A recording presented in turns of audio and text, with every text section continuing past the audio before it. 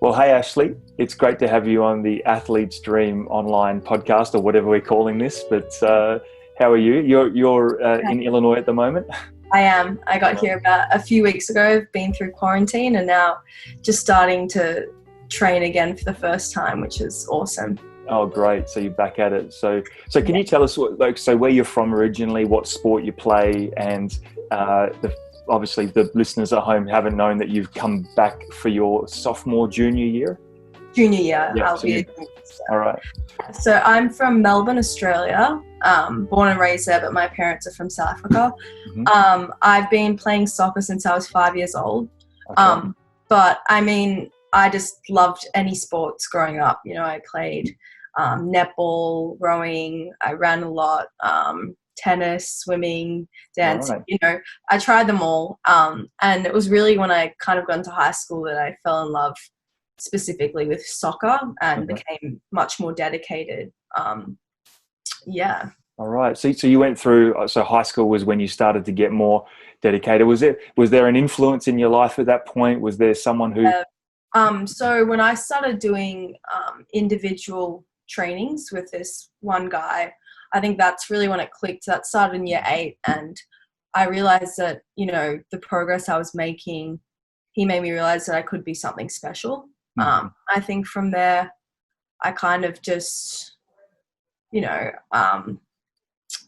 was kind of inspired by the idea of making it something more. So I trialed for NTC program. Yep. For those of you who know what that is, it's at the National Training Centre in Victoria. And I got in and then, you know, had some national visibility through the competitions there. And it kind of just escalated a lot very quickly. But no, it was amazing. Yeah. Wow. And so how did you hear then about the US college soccer pathway during your high school, and how did that all come about where you made the decision to pursue this particular pathway? So I started thinking about it probably when I was in year 10. I started to realize it was really on those first national trips that I took with the young Matildas. And, you know, we'd be away from school for weeks at a time. And a lot of the girls, you know, were completely focused on soccer. And yes, I was there to play soccer, but at the same time, I really did care about my academics. And I think that was kind of like the turning point when I realized I wanted to be as competitive as I could with soccer, but also with my academics. Right. And then I trained a bit with some of the W League teams. And it was the same thing. It was like, look, thinking future-wise, I don't think that I could, you know, put all my time into soccer and still be able to get a degree in Victoria. So that's when I started to pursue America, because I was like, it's a great way to be able to merge both my passions into something much bigger and better, and just, you know, using soccer as that, like that opportunity that's going to give you so many more opportunities, you know.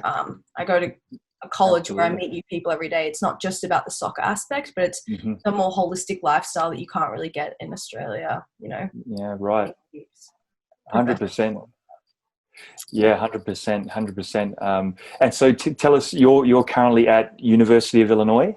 Yes. All right. So tell us, how did you end up there? So were you recruited by many people and then you decided on Illinois? So when I went through the recruiting process, I got about 50 responses to my highlights video. So there was a lot of, in those early moments, you know, deciphering the schools that I did, you know, want to start Skype calls with and who I didn't. And then also trying to manage the time frame around that, you know, there's time differences. And I only released this highlights video in year 12. So year 12, Easter time, year 12, so March was when I really decided, okay, I want to give this a go. I want to go to America. Wow. So it was quite overwhelming, you know, studying and all, and having to have Zoom calls every morning at like 6 a.m., you know, talking to these. Yeah, right. Because you were still in Australia at that point, weren't you? So you're talking to coaches on the East Coast, on the West Coast of America, and yeah. So yeah, that was a really big thing. And you know, I talked probably to 20 different coaches on Skype calls, and you can kind of, I know it's like virtual, but you can kind of get a vibe of their coaching ability, what their team culture's like, Mm-hmm. from a Skype call. So it was quite easy to kind of decipher the schools that I would narrow down to. Okay. And then I could do the kind of research outside of that myself to look at the university itself. So I would go on Google and search the facilities, what degrees can you do there, that kind of thing, you know, doing virtual tours, that kind of thing. All right. Okay, so you didn't go on an official visit at all to any school? I could have, but I was in the middle of my year 12 exams. Right, yeah, absolutely. It wasn't an ideal time before they wanted me to commit. So, you know, like, so at the end of like all of that, I was deciding between Illinois, James Madison, and like University of Santa Barbara. So I would have been, those were like the top three that I would have gone and visited on a normal, like official visit that would be ideal to be able to see those in person. I bet. But no, I had to make the decision without that. Okay. Yeah. Wow. And so what was the final decision point? Did Illinois offer you a bigger scholarship? Was it the connection with the coaching staff? Was it the fact that you could visualize yourself mixing in with that roster and that you may have an opportunity as a freshman coming in to play right away? What was it that kind of tipped you over the line? So the biggest drawing cards for Illinois for me were one, female coach. I really wanted a female coach. I didn't really have many growing up, and I just think that they had a different perspective and understanding on female athletes. Okay. I wanted to be in the Big Ten Conference. It's one of the best conferences in America. It's very competitive. It's very physical. You know, I knew it would be a challenge for me because I'm quite like a naturally small person. So I knew that would pose as kind of like a new challenge that would elevate my soccer to another level. And then third, I really liked what I got from online, at least the vibe of the campus town that Illinois is. I really wanted to go to a school that was in a university-based town because I think that that's so rare. You don't get that in Australia. There aren't towns built around the university itself. So we have 40,000 students here. It's by no means small population-wise, but you know, just having everyone around you be students is just something that I really wanted to experience. Okay, so based on that then, so you're heading into your junior year now, and it's obviously been in a pretty tough period with COVID and everything like that. Can you share maybe some challenges that you've had throughout the college experience and maybe some successes that you can share with us as well? Yeah. Okay, we'll start with some challenges first. For me, you know, injury is really hard. Particularly being away from home. So probably the most challenging moment for me was when I like broke my wrist pretty badly in training. Oh, right. And I had to get surgery. And like, you know, normally people would, you know, be able to have their parents come down or like, you know, get a second opinion from their doctor at home. But for me, it was, well, no, you can't fly because it's too serious. You have to get this within the next few hours. And I didn't have my family there. So that was probably one of the biggest challenges and one of the probably the only moments when I was like, why do I have to live so far away from home? Like, and then probably another challenge is, you know, assimilation that first year. It can be a little difficult. Like, I know, you know, it's quite easy to think, oh, Americans are so similar to Australians, you know, we speak the same language. But there are a few, you know, cultural differences, easy ones being like, you know, not knowing what a good coffee is, for example, or like. You come from Melbourne. I mean, Melbourne is the coffee snobs central of the world. Yeah, or like little slang words like, what's the word that? Oh, like reckon. Like I reckon. They're like, what does reckon mean? I'm like, I think. You got to explain that. Basic little like things, but. I don't know, they do go a bit deeper at times. But yeah, so those are a few of the challenges, I guess. Moving to any new country, you're going to have a few struggles assimilation-wise, you know, homesickness-wise. Yeah, did you feel a little bit homesick? Look, it was I was really busy. Like when I got here, we were right into pre-season, training 2 times a day, meetings 3 hours a day. I know this sounds bad, but I honestly didn't have time to be homesick in those first few months. I get it, yeah. Get it. So, no, but like, yes, like there are times like here and there when I like miss home, but it's pretty sporadic. Right. Yeah, and then I guess success-wise, breaking, like, for the first time, making the starting lineup, like, that's the best feeling in the world. Right. So I didn't as a sophomore or as a freshman? As a so sophomore, as a freshman, I didn't expect to start. There's so much competition, and there were things that my coach told me I needed to work on. Getting stronger. And I just really focused on that, and then to have that recognition from starting, being able to do that was awesome.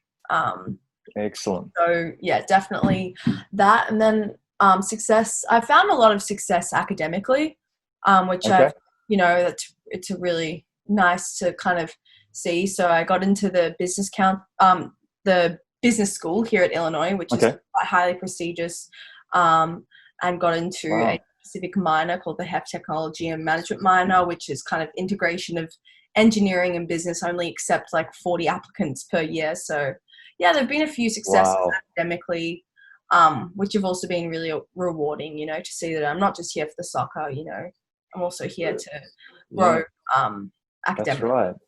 And that's what you said from the very beginning as to why you pursued this pathway, combining both your academics, which is super important to you, and your soccer, which is super important to you, that the US pathway enables you to do. And so that's excellent. Do you, I didn't ask you, what position do you play? I am left-footed anywhere along the wing. So I've played as a fullback, as an outside midfielder, and even forward before, but anywhere on that left wing. Okay, fantastic. And career-wise, do you have any aspiration to play professionally after college, or as a career in business? Do you have kind of your dream?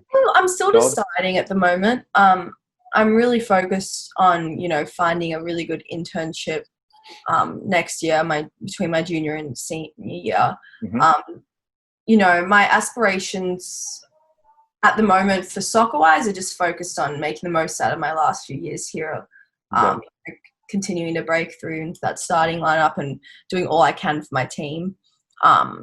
And then professionally, I haven't really thought that far yet, but I do see myself really wanting to get an amazing job in a business field, specifically in marketing, hopefully.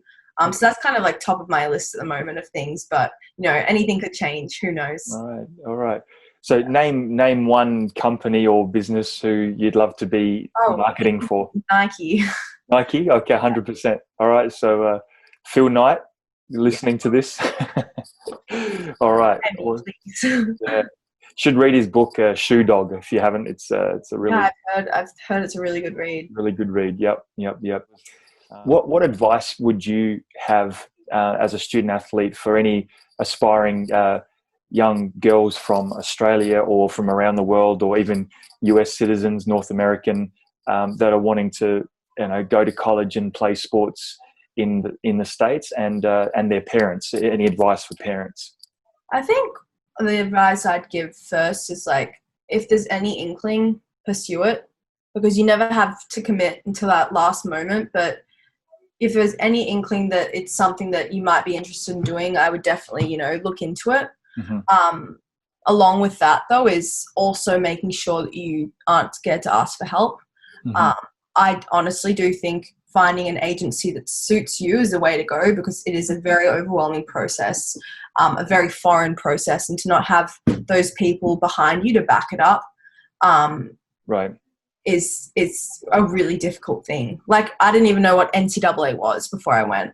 I didn't know what what a conference was. There are so many little terminologies and eligibility status questions that so definitely that's kind of my 2 pointers, I guess. Definitely. Fantastic. So was there anything else you wanted to share about your experience or anything? I think that's about it. I think we covered most of it.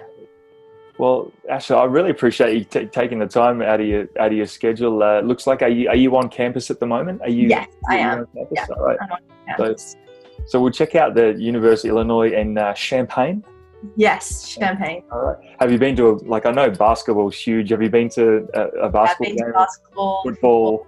Yeah, all of the big ones, definitely. Yeah, they're a great. I bet, you bet. Well, we'll definitely put that, in the link so people can check out the university and know kind of where you're from or where you're going. So Definitely. Thanks for your time, Ashleigh. I wish you all the best, and we'll get you on again maybe as a senior. Yeah, of course. All right. Thanks so much.